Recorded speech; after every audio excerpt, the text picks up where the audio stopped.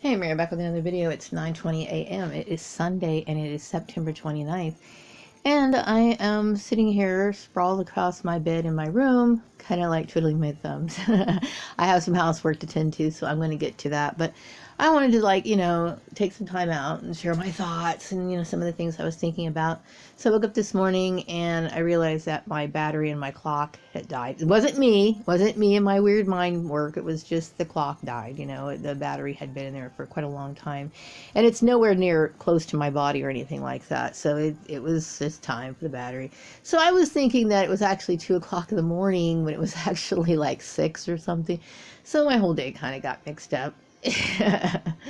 Anyway, I was thinking today about, when you are in a system where people are literally destroying your life. And not everybody is very intuitive or has the ability to think back. I think a lot of people just go into panic and they assume that something like this that's going on this big is bigger than just something of like a family issue or something. There's a lot of people out there who really think that there's hitmen out there from the government. Certain people are involved. They can get involved sometimes, okay? But it is big because these people have used means by propaganda to spread their message, and it's usually very one-sided. And what's the word for it?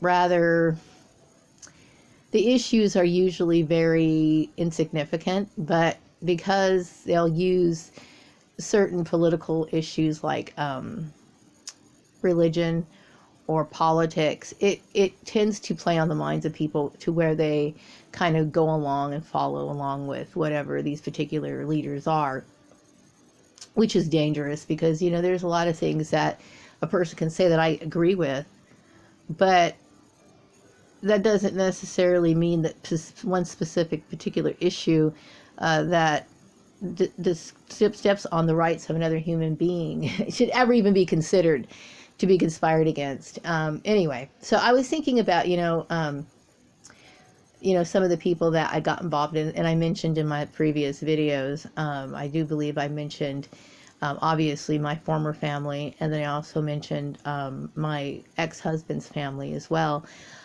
So I know that maybe they weren't the main perpetrators, but I do believe that my ex-brother-in-law was the main perpetrator and filtered these people or somehow, convince these people or whatever to work under his little sting operation, because it was pretty widespread.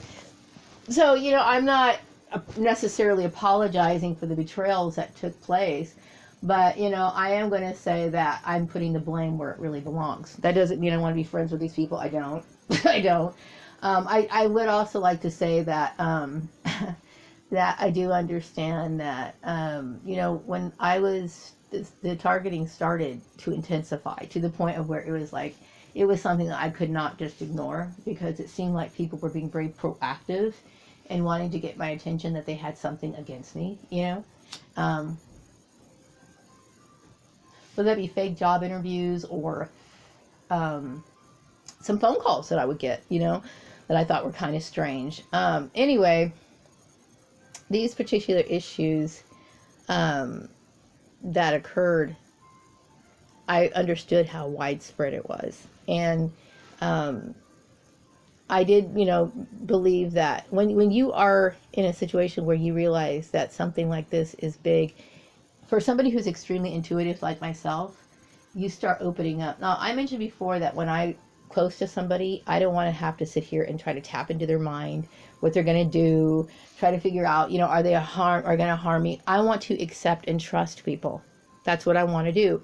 I mean, sometimes we let our guard down when we want to bond with somebody or we care about somebody. So it never occurred to me to think that, my ex-husband at that time would do something like this. So when I found out that he was in control or had something to do with my employment at that time, I immediately wanted to get the hell away from him. Now, I believe that my ex-brother-in-law convinces people to do these sort of things. And I also do understand that my ex-husband was married to his mom or something weird like that. And that's something that I didn't even understand or know about really, or even suspect until the initiation of the gang, until I started realizing that I was in this program. And then it's almost like certain things were becoming revealed to me. Like my eyes were opening up very slowly. Certain issues were coming through one at a time, and I was taking in a lot of stuff. And then I realized that, my employment was being manipulated. He knew what was going on. He saw the frustration, the severe anxiety that I was going through, and he did nothing. And the thing is that when you have some people who are what I consider to be religious fanatics or cult type people. I'm not talking about Christianity in general. I'm talking about people who belong in cults, and especially cults that encourage men to treat women like they're objects. To treat them like they don't have any rights or say or even feelings. They don't care. That was something that I never agreed to. I don't believe in that. So when you see somebody who's coming into, uh, somebody such as my ex-brother-in-law who is filtering a bunch of nonsense, and making somebody turn against somebody else, that is very disturbing to me, and because, when I first got together with my ex-husband, we were it was cool. I mean, sure, I didn't like the fact that wasn't into my kid and all this other stuff, but, as far as like how we conversed and everything was great. No, I do not ever want to get back together with my ex-husband, okay? But my point is that I would have never figured out what was going on between him and his mom had this gang stalking thing never happened. I would probably still be with Joel had I not, all this shit didn't like reveal itself to me, because, and no, I do not ever want to go back to him. Okay. When somebody does something like that to you, it's almost like they are keeping you in a cage or a cave, or to me, it is so abusive. To me, it's unspeakable. Okay. But for people who aren't civilized, that's like normal to them. It's my goal to only want to be around people who understand and respect boundaries, respect rights. When I first got together with my ex-husband, I liked it because it was very cool and free. Like, if I wanted to go to the store, I'd come home, but I rarely went out, but still, it's like whatever, it was just this cool thing. And then all of a sudden, this negative influence came over my home, and I didn't quite understand what was going on. And it was dark, okay? It was a very dark, negative energy. And, I had mentioned that I had lied to my husband when I first met him and everything.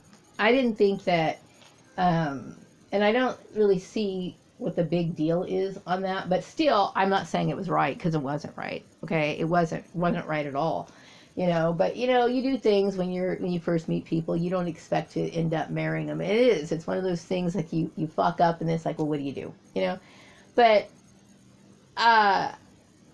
I never could understand. I think maybe my entire family unit at that time, my ex-family, but the whole unit meaning my family, my ex-blood relations, as well as my ex-husband's family, started to, with this whole Christian thing, started to develop this resentment and this competition that was almost, to me, I'm going to refer to it as deadly, okay? Because anytime somebody treats someone like that, that's a deadly behavior.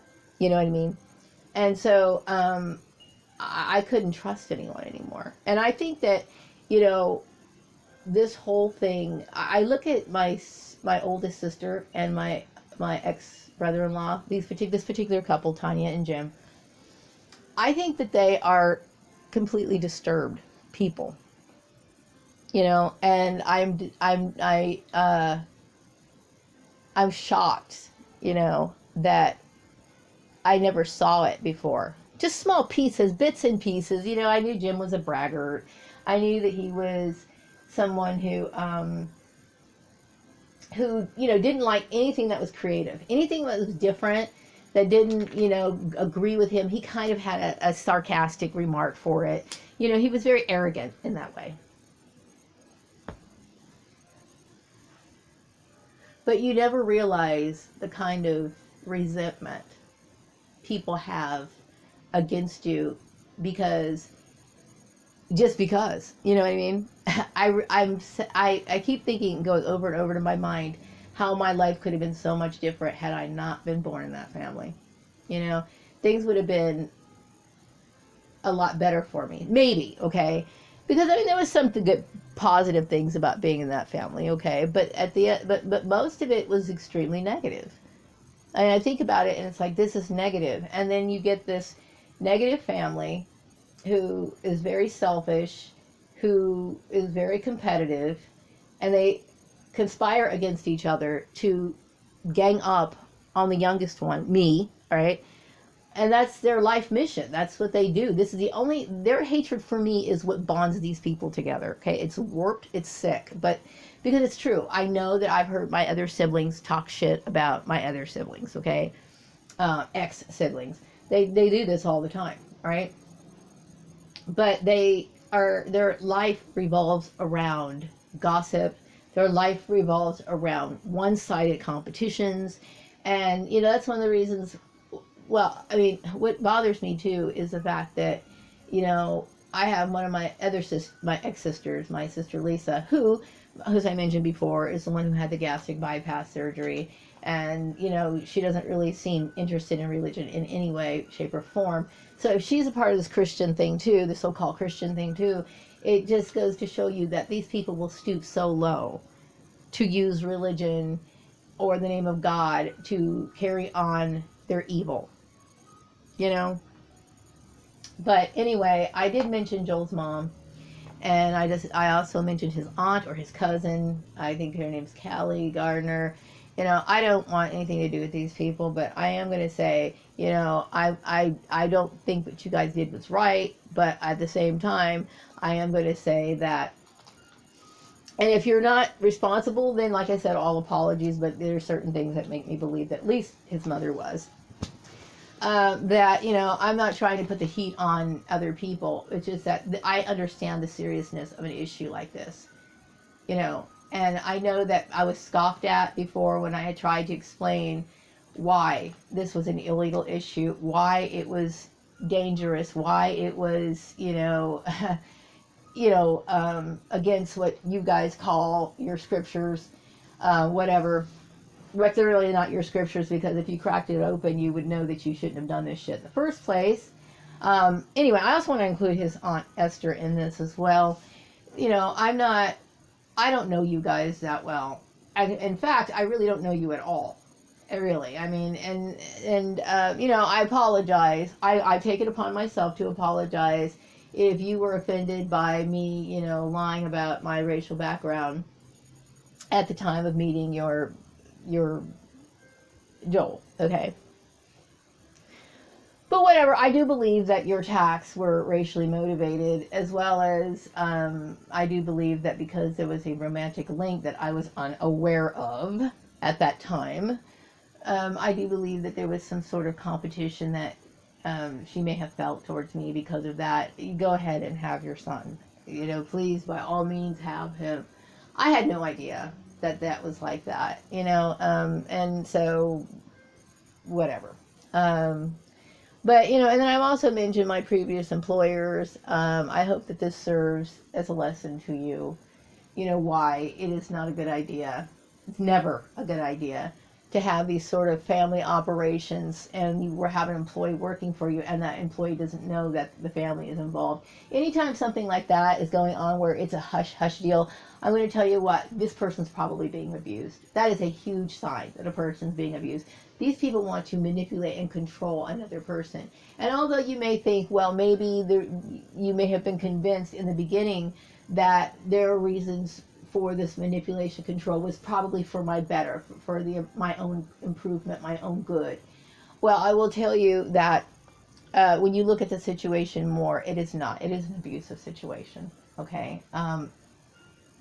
Everything that these people have ever done for me is always resulted in some sort of abuse. You know, like they'll sit me up with a job, and then they're constantly creating, you know, hostile environments, harassment, um, and this stuff never ends. You know, and rude behavior, they'll invoke rude behavior in the people around them just because they're having a bad day.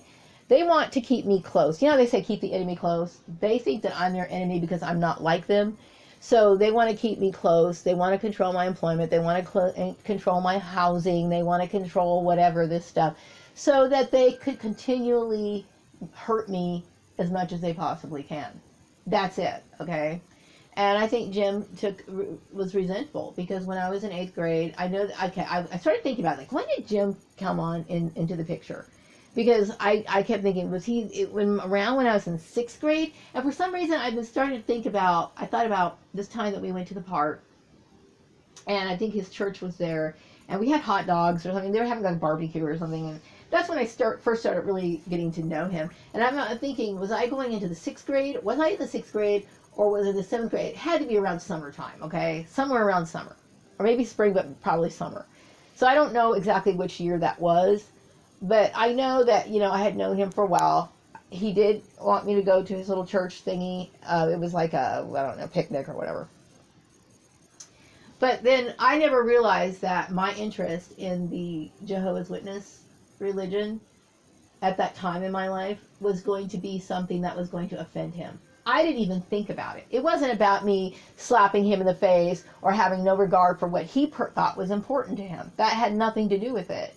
It's just I felt as though this girl, who was my age, who I liked very much, and we were friends for very many years, you know, she seemed like she was a good person. You know, she had her issues, but she was overall, I think she was a good person. And she conducted herself well. She was extremely polite when I first met her, that first day of school that I met her. And that was the one thing I liked about her. I loved her mannerisms. I loved the way that she presented herself. And she, to me, even though I don't necessarily agree with everything the Jehovah's Witnesses say, I do believe that, you know, in the Bible, it talks about setting an example. Everything about this girl, and even though she didn't have a lot of money, everything about this girl, to me, exuded class and respect, you know. And I'm starting to get a little teary-eyed because I think about this girl. And she was a really good friend of mine. I don't know why I'm crying. But she was a really good friend of mine. And I think she was beautiful in the inside. And I respected her. I respected her, you know. Sure, we had our arguments, but I really respected her. And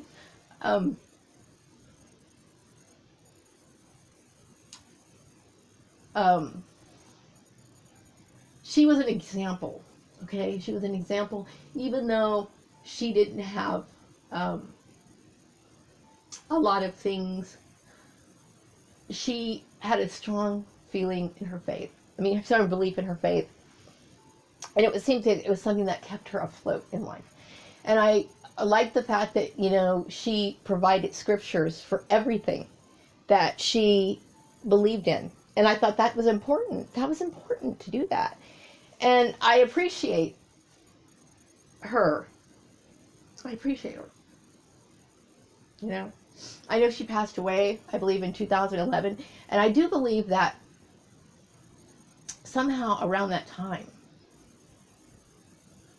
that's when it started kicking up real bad. You know, that could have been where it was like really festering. I don't know if she died in 2011 or somewhere around that time, okay? I got a call from my son's father, and he was telling me that she had died and everything. But anyway, that's kind of getting off the subject. The subject is my interest in that faith had nothing to do with you. It had nothing to do with you at all. I was very happy about the lessons that I was learning about, you know, maybe I don't, like I said, I don't agree with everything about Jehovah's Witnesses, but I did appreciate understanding their perspective and the use of having the Bible and using it as a reference, you know, and I respected it, you know, I liked it. And maybe because she conducted herself in this respectable manner, I was impressed with her, and I listened to her. And it encouraged me to seek it out more, you know. But throughout the years, I had no idea that this was such a resentment towards you. It's not a slap in your face. It had nothing to do with you. It had everything to do with my personal need for knowledge. And we just never had that dialogue. You can take somebody to a church meeting, okay? And I know a lot of times churches are about socializing. They're about maybe even furthering yourself, monetarily, so you can get business contacts. I know people have done it because I was encouraged to do it in the course of my gang stalking over and over again because I was supposed to get these perks. It's not about perks, okay? I will tell you, my friend who introduced me into the Jehovah's Witness faith didn't have much money, okay? Their family struggled all the time, okay? And one of the things I respected about that is that Jehovah's Witnesses understood that material things are not necessary, they're not important, and it was more an important thing to have, a connection to their faith, which is something that I inherently believed. I thought that was more important than worldly goods. Sure, worldly things are nice, okay? It's nice to have a laptop, a computer, all these sort of things, but this is not why we come to God.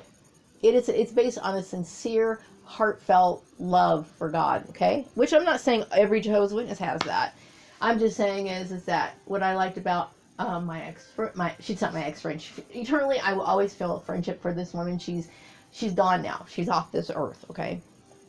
But it had nothing to do with you. Let's just put it that way. It had nothing to do with you at all,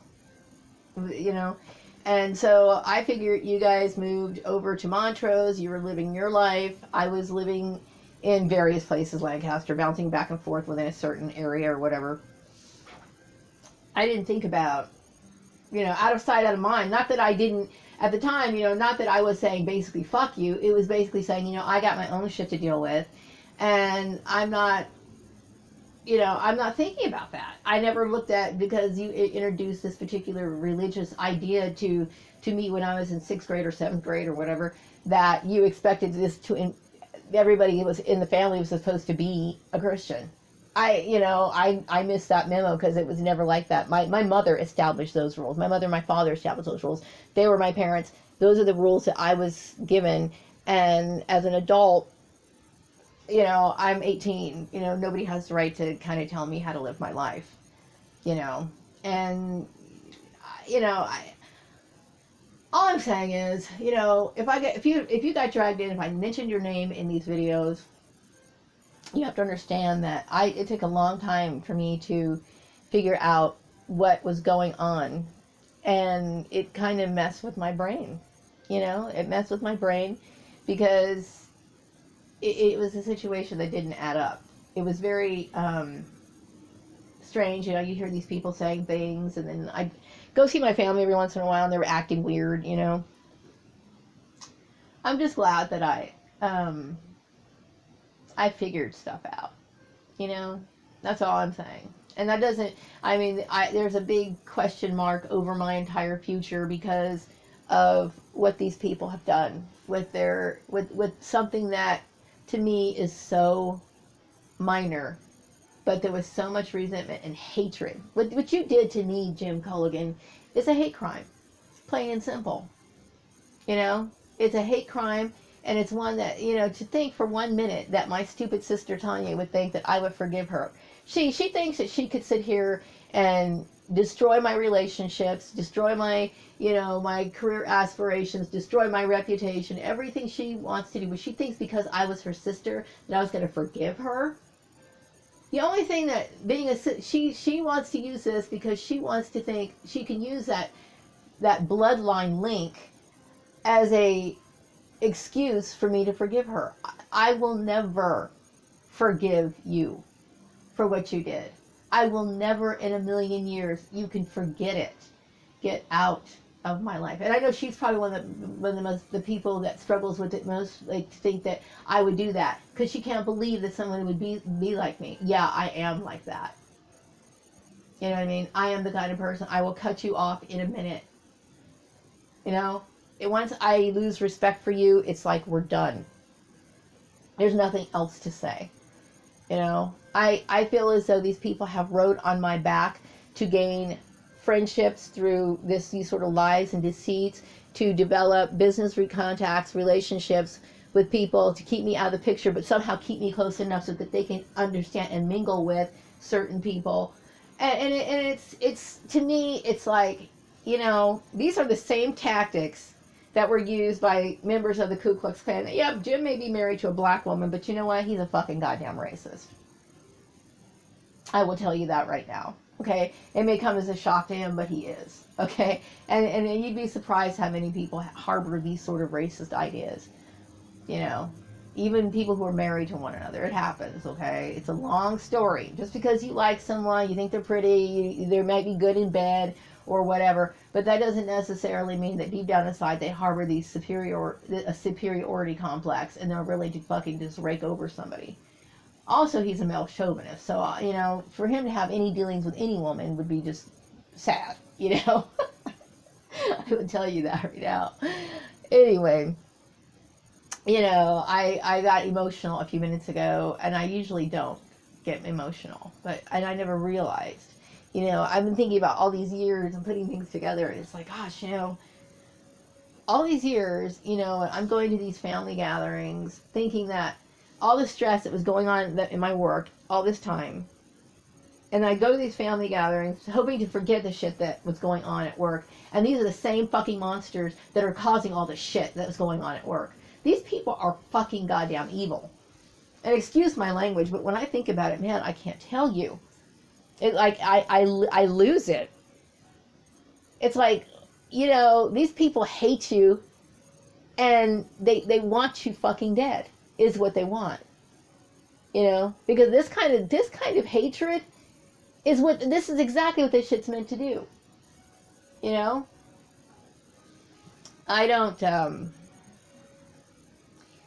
want to think about any of these people anymore. So, but I wonder, like, you wonder what in the hell why would somebody do shit like this? You know? And also, I would like to say that, you know, when they made Joel into a spy or whatever, before that, you know, things were cool with Joel and I. I mean, it was like I said, you know, it was, you know, we didn't have that sort of issue. Like, and then all of a sudden he started getting, the thing is, Joel never told me, you know, what I could and couldn't wear to work. As a matter of fact, most of the time he would encourage it. He knew that I wore wigs. Okay. He was there the time that I cut off all my hair. He helped me do it. You know what I mean? And then he understood, he knew this. But yeah, you were probably, and I know it was not him who initiated all this bullshit. I believe my ex-brother-in-law went to him and started telling him shit. And Joel's the kind of person, he's weak and he goes along with shit anyway, which is dumb. But then again, he was with his mom at the same time, so it was like, that's kind of weird. So whatever the case is, I think Jim's a demon. I think he's demonic. You know what I mean? Or he has allowed himself to be influenced by demonic entities. You know, with his jealousy and his competitiveness, which I mentioned before. That's something that could spin into exactly that. Demonic possession. You know? And it's funny, when I look outside, I see a lot of demonic people. I can spot them. You know? And their attitudes. And it runs rampant. You know what I mean? But anyway, I just wanted to say, you know, good morning. That's all I wanted to say.